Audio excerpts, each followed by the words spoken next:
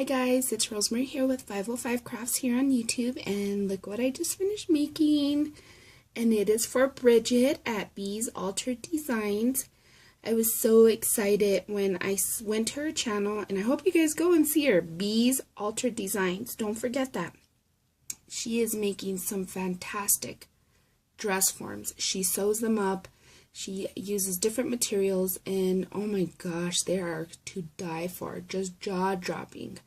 And they run right under $20 or $15, I'm saying. $10 to $15 to be exact.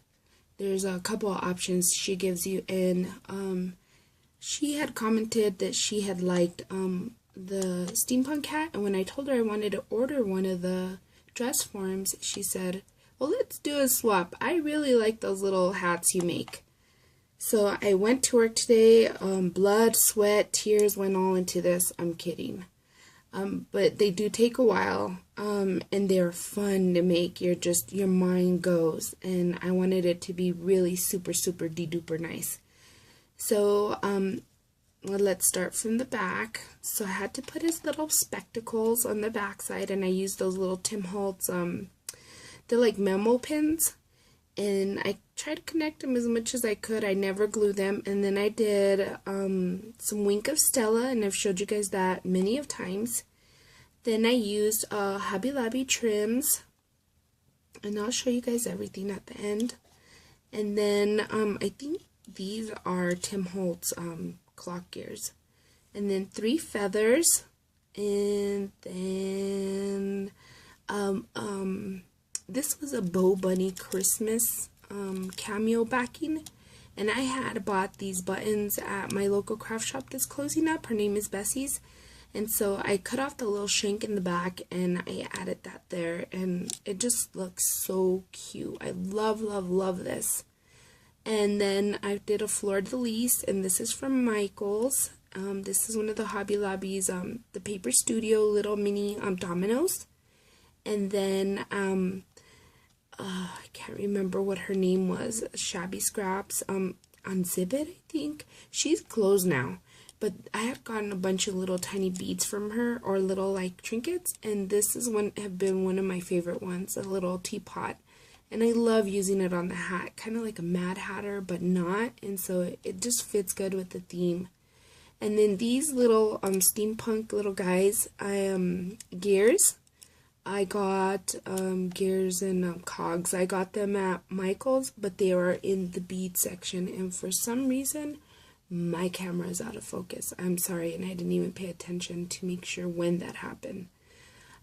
This little clock here is from the same that bead landing section, and then this is from Hobby Lobby, the little key. It's actually my gosh, I just forgot. Anyways, it's one of the Paper Studio ones. It's one of those ones you put in the paper and has a little Brad. Oh, Brad.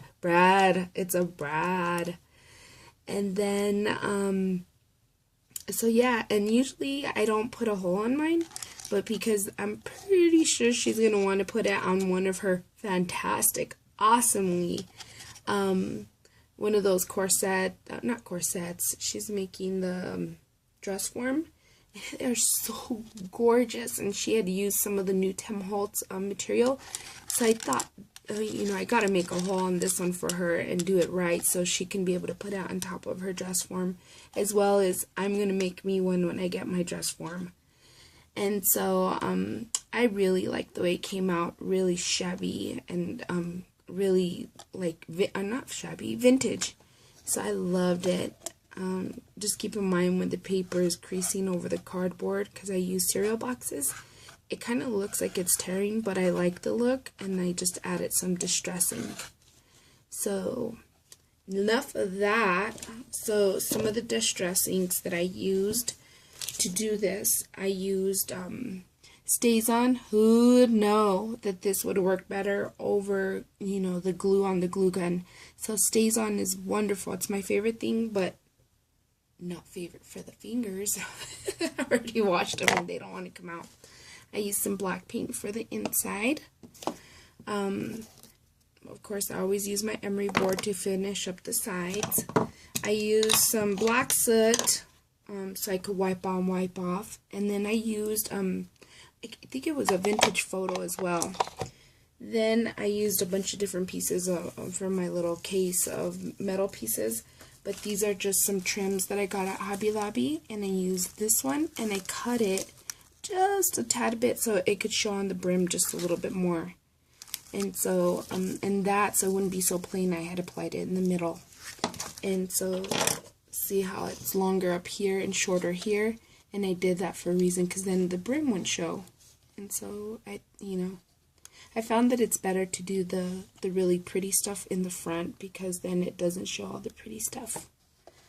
Then, the paper pack that I ended up using is, again, my DCWV Tattered Times. I need another one of these.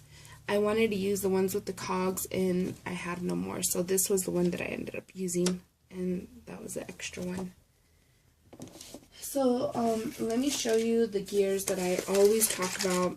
And you have to go to the bead department. They are not in the scrapbooking area.